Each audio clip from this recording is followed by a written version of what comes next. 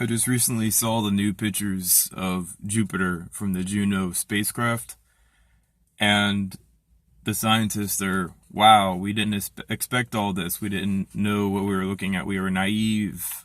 A lot of our ideas were wrong. All this, all this additional talk. The reason why that is because they don't understand the very basics of astrophysics or astronomy.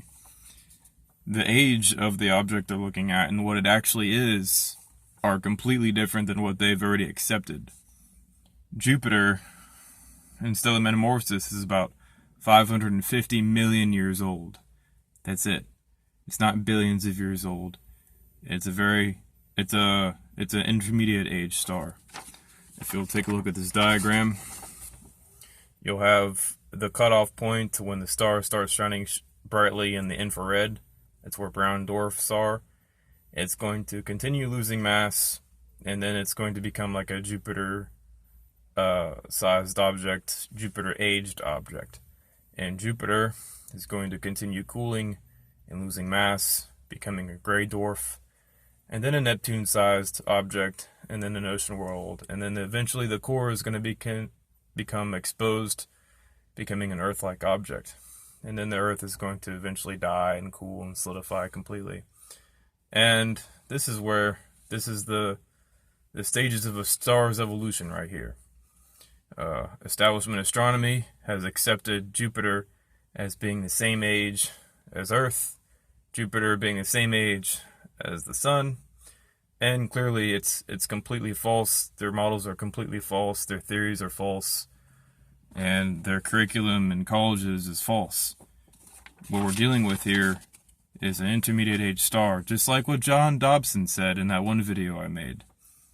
Jupiter has the characteristics of a star because it's an intermediate age star.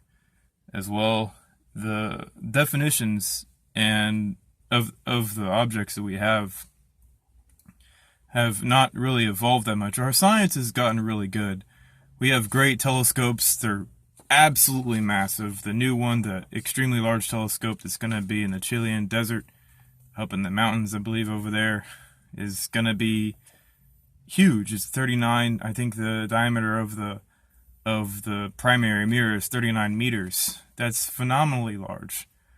But just because our technology is really advanced doesn't mean our theory is. They have yet to catch up with what my listeners already understand, is that we're dealing with an intermediate age star. They're all stars. If they have a differentiated iron nickel core in their center, then they're the remains of an ancient dead star. The other objects that don't have differentiated interiors and no iron cores, those are impact remains.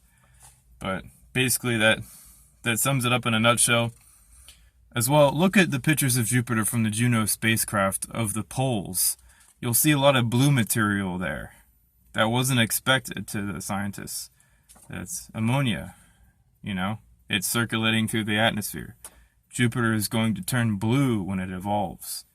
It's going to lose mass. It's going to look exactly like Neptune. But, of course, I haven't seen that written anywhere in establishments, news releases. I haven't seen it written anywhere in any scientific articles. But that's exactly what's going to happen to it. It's going to start turning gray to the visible eye, and then you're going to see it start turning deep blue, and then it's going to become an ocean world very, very far into its future. And a lot of the objects, a lot of the evolved stars are right inside of our system.